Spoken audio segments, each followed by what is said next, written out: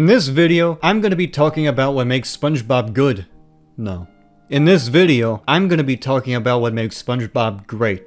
No. In this video, I'm gonna be talking about what makes SpongeBob a cultural phenomenon comparable to that of the Beatles and the 90s Chicago Bulls. Hey you, aspiring youth of America. Or millennial, either one. You like SpongeBob, right? Yeah. Fuck all these other videos about SpongeBob. You just need to sit down right here and watch this video, and this video only from me, Crondle. Just you, me, SpongeBob is gonna be so much fun. By the way, a majority of people who... But SpongeBob isn't just magic. There are people creating it. Yeah, people. Someone just like you made SpongeBob. How was SpongeBob created though? It was created by this guy, Steven Hillenburg. He's a marine biologist, and he worked on this show. Then Steven Hillenburg got his own show, called SpongeBob SquarePants, and got these people to help him. Now that we're caught up on backstory, let's talk about SpongeBob! Where do I start with this? I mean, where do you start with SpongeBob? He is an anomaly. He owns a house, but he still tries to get his driver's license. He's young, but not by a specific age. He's more on a spectrum of youth. He's a pretty simple character to grasp mentally, because you know, kids, but he appeals to more than just that. Understanding SpongeBob as a character is one thing, but actually creating a character like him is something completely different. Because believe it or not, people have tried to create the same character that generated $13 billion for Viacom. So how do you create a character like SpongeBob? I think the foundation is simple enough. A great main character like the Sponge is built from two core elements, the psychological element and the sociological element. The psychological element is their actual character, their morals, their motivations, just them as a person. The sociological element is their environment, their town, their house, their workplace, the actual system they live in, and how that affects them. I have found that the best examples of shows usually have a splendid balance of these two elements, like a sort of peanut butter and jelly. You can have a character who is interesting, but if the world isn't interesting, then it doesn't matter, and vice versa.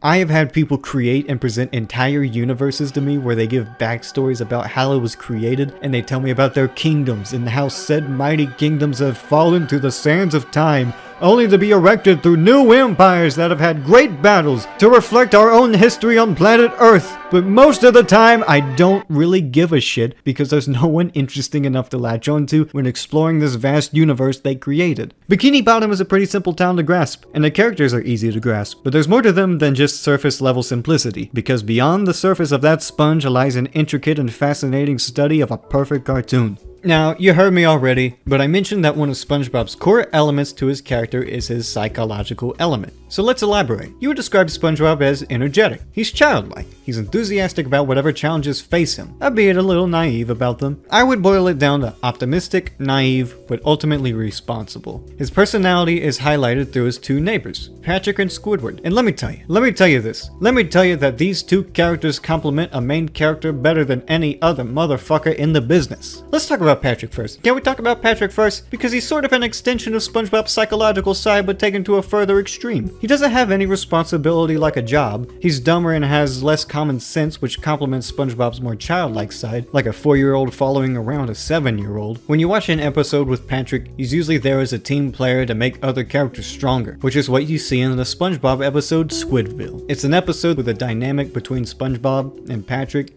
and Squidward. The episode starts off with the Sponge and the Star getting reef blowers, and they annoy Squidward.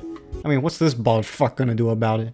He's outnumbered. Throughout the first few minutes of this episode, you see SpongeBob leading the plot. He gets the box first. He opens it first, then suggests they fix Squidward's house with the reef blower. This is what's progressing the story. You could technically just have this scene with SpongeBob, but then Patrick comes in clutch. He prevents the episode from being too straightforward. He's your appetizer, the bread before the meal. He gives some great surreal gags. And while SpongeBob is talking to Squidward, he's drooling. An absolute team player if I have ever seen one. But this episode becomes primarily about Squidward, and it shifts its focus from being a dynamic between SpongeBob and Patrick and Squidward to just being about Squidward. After he hears about I hate this channel. No!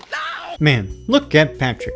Always coming in clutch with the jokes. A true seasoning of a character if I have ever seen one. You know how I mentioned that Patrick was more of an extension of SpongeBob's psychological side? You guessed it. Squidward is an extension of SpongeBob's sociological side. Squidward as a character is vastly different from SpongeBob, but he inhabits the same system as SpongeBob. Same neighborhood, same job, same Bikini Bottom. Only thing different about Squidward's life is Squidward himself. He idolizes having more than the life he lives in. He wants to be an artist, he wants to be a musician, and all he wants to do is be free from the Krusty Krab's endless cycle of work.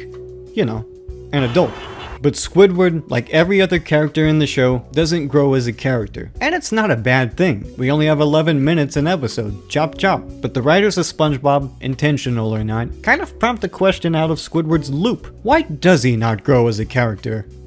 Rhetorically, I think an answer can be found in the pretty basic Sanford challenge and support theory. If you don't know the theory, here's how it works. In order to grow as a person, you need a balance of challenge and support. If you have too much support and little challenge, you don't learn enough to grow. And if you have too much challenge and not enough support, you get discouraged from growth. Squidward's average life consists of no one supporting his art. When he does present it, it's called garbage. When he plays clarinet, people get agitated by it. His art is rejected by society.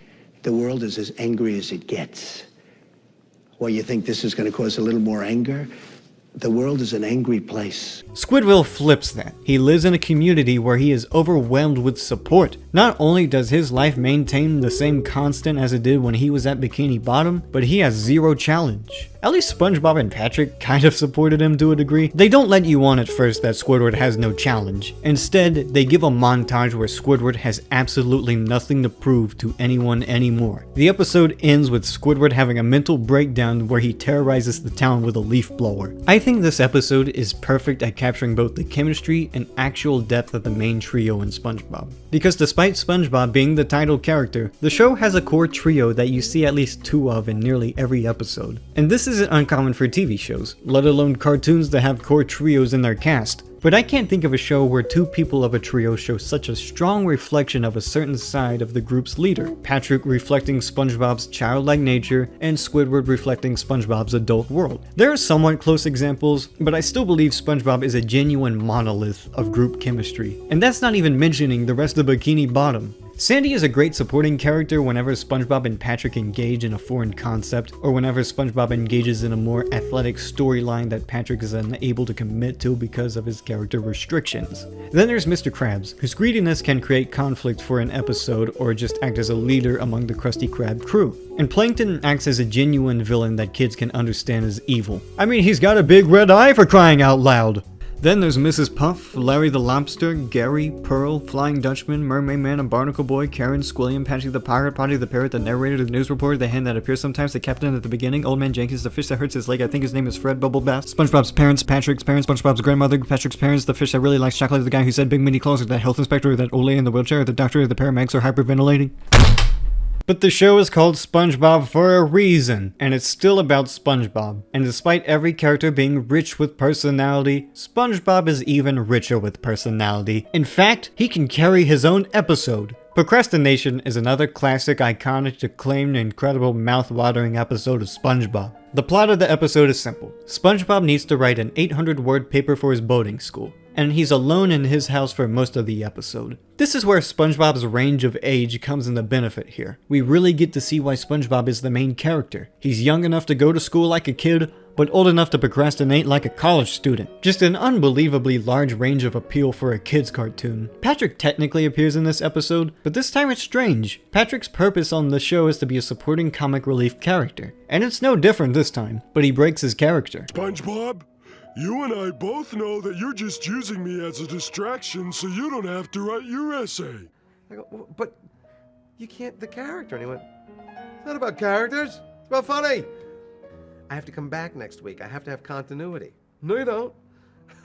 He didn't care if I did one thing this week and the polar opposite the next week, if it was funny. Marco! Polo. Also, this cutaway gag is phenomenal. With this pencil and the completion of this essay, I'll be one step closer to my driver's license.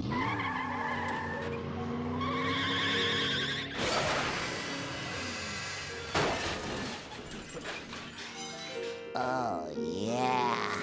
Actually, I cannot think of a show that uses cutaway gags better than early SpongeBob. Cutaways are basically one of the most pure forms of a joke. It's a raw template of assumption and deception. She's forgotten what it's like to live on the outside, to not be in prison. Coming to bed, honey? Yes, dear. Compare SpongeBob to Family Guy for a second. The cutaways in Family Guy are usually setting up an assumption with no deception. I don't need to go to AA. I'm a social drinker, not an alcoholic. Yeah, that's like saying rappers are really poets. I'm not saying she's a gold digger. But this episode is great at capturing a large demographic with only their main character, while also sprinkling in some great jokes and having a pretty absurdist ending for a kids show.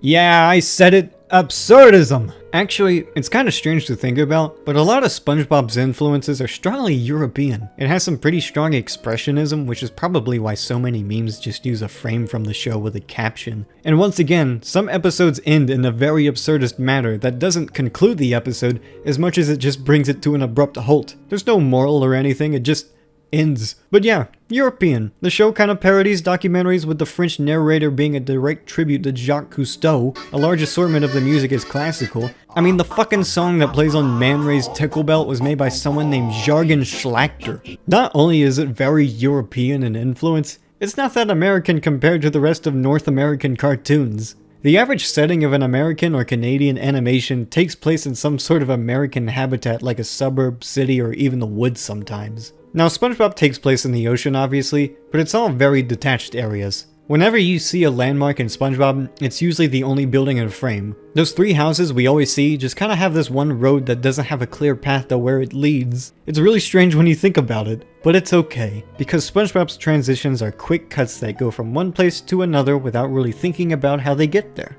The only place that has multiple buildings beside each other other than SpongeBob's street is Bikini Bottom. It's just homogeneously used if SpongeBob requires a group of people to progress the episode or tell a joke. Now, it's not to say SpongeBob doesn't have some Americana in it, but it's usually limited to surfing or 12th Street rag. Well, there is one strong American influence in SpongeBob. I don't want to get into too much detail about Chuck Jones because this guy has a video about the man already, but basically, when Chuck evolved as an artist, he used more minimal expressions to deliver a joke. He kept a single expression steady because that dryness helped enhance the delivery of another action, a sound effect, or maybe the music of a scene.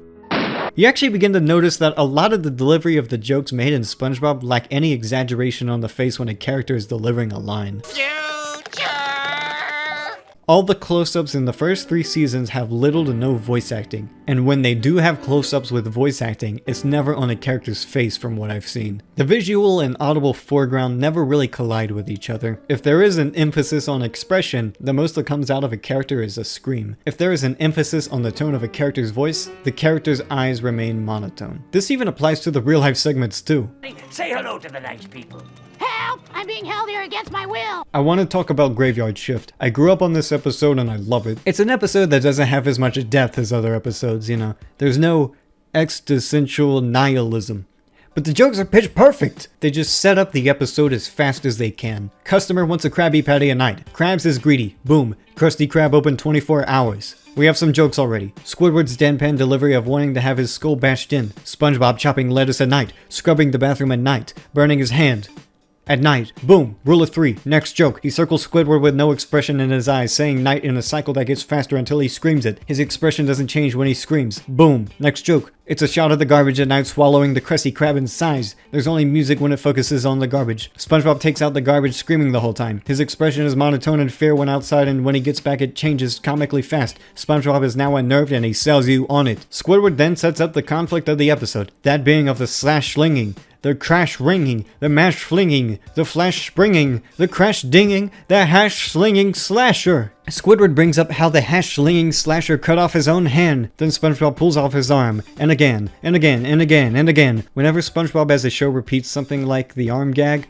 it works better because they understand repeating a joke loses novelty, so they do it faster every time. I mean, this is literally a subgenre of video on YouTube. Squidward explains that the hash-slinging slasher replaced his hand with a spatula. Then he got hit by a bus, then got fired at his funeral. So every Tuesday night, he comes to the Krusty Krab as a ghost. There's 3 signs that signal this. The lights flicker, the phone rings and no one calls. Then he arrives in the ghost of the bus that ran him over where he kills you. I don't know. Squidward explains it better than me. Anyways, you know how I say when SpongeBob repeats a joke it gets faster every time it's delivered? Well, here's an exception. SpongeBob screams at a consistent pace. But the visuals change while SpongeBob is screaming. It shows medium close-ups, very long shots, close-ups, and extreme close-ups. The visuals are dynamic while the audio is repetitive. Then there's some more visual gags. And then another fantastic cutaway gag. Who wants a Krabby Patty at 3 in the morning? Oh boy, 3 a.m. Patrick, always coming in clutch, never misses. Then the lights flicker, then the phone rings, and then... The walls will ooze green slime! Oh, wait, they always do that. Perfect deadpan delivery. Okay, hatchlinging slasher comes, SpongeBob and Squidward scream, there's some funny lines in there, until we find out it's just someone who wants to apply for a job. And you know what I'm getting at. Wait! If that was you on the phone and you on the bus, then who was flickering the lights?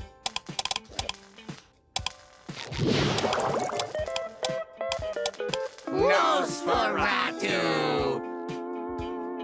Okay, short little dissection of this bit. Nosferatu is the exaggeration visually, so no one speaks when he is in frame. They actually cut back to the character saying his name and they all break character because it benefits the gag. They cut back to Nosferatu, emphasized again with nothing other than background music. Yeah, SpongeBob is pretty good at being funny. But another thing that helps with SpongeBob are the restrictions that the characters have. The restrictions of a character are a sort of value within them that directs how they act in certain situations. Once again, brought to you by Chuck Jones. Thank you, Chuck. Let me put it like this. Every character in SpongeBob has a series of traits about them that are sort of measured like thermometers. They each have 50 degrees in them, and in order for one thermometer to go up in temperature, another has to go down. With each thermometer, there's a certain temperature they can reach before it starts to hurt the character. We'll call this the sick point. Now, before you can cross that sick point, you have to ask yourself this. Was your character provoked to cross this line by the direct actions of another character? If you said yes, then we're good.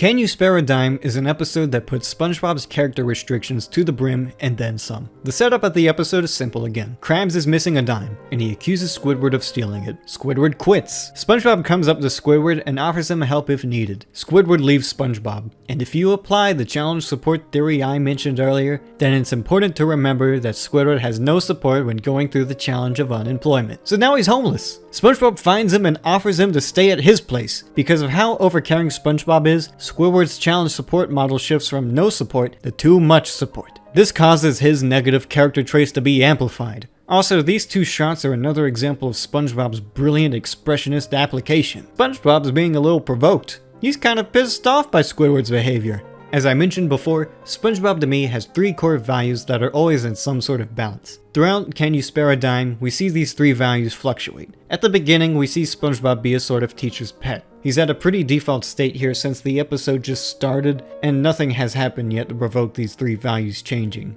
Then Squidward quits. As he talks with Squidward, he actually distributes his naivety into optimism and responsibility when he tells Squidward, I just want you to know, if you ever get in trouble, come find me.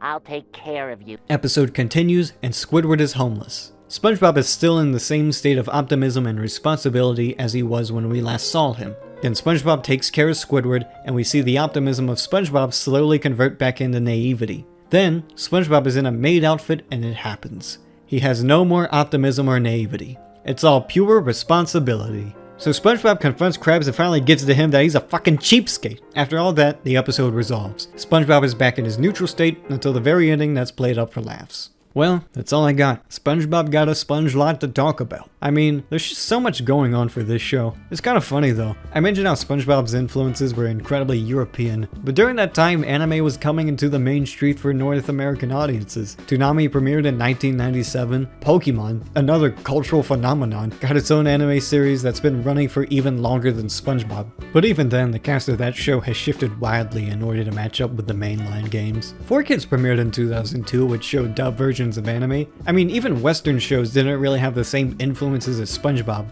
SpongeBob never really covered topical trends. It never owed itself to pop culture. Rather, it owed itself to broad cultural movements and older cartoon icons. That probably contributes most to its staying power over 20 years later, and trust me, that age isn't slowing down. I mean, you see other cartoons more popular and more acclaimed than SpongeBob now, but I don't feel the same watching them. Whenever I watch something like early SpongeBob or even Seinfeld, I just feel this spark in me where I genuinely experience complete immersion. I'm not even watching something thinking about how good it is. I'm just watching it because it doesn't care about what people think of it. They're not trying to sound smart or have meta jokes where they do something cringy then go, "Oh, that was so cringe," as if it makes it less cringe, or be some sort of adventure show where they learn the power of friendship. Okay, I know you guys love, and I mean fucking love, these shows, but I'm seriously having trouble telling these things apart. Even though I've looked at SpongeBob through such a heavy analytical lens in this video, I still see it as a comfort food. You can have fancier animation or a more intricate story that people invest in, and it's not to say I don't enjoy those sorts of shows, but I never usually come back to them the same way I come back to SpongeBob. One of these days, there will be another show with the same spirit as SpongeBob. It might not be on Nickelodeon, it might not even be animated, but when I do find that show, I'm just gonna cry. I actually based this video around one quote Steven Hillenburg said. The show is about SpongeBob. He's the core element, and it's about how he relates to other characters. So interpret that as you will. You saw my interpretation. Okay, thanks for watching. Like the video, share the motherfucker, make the shit front page on Reddit, I don't know. Bye.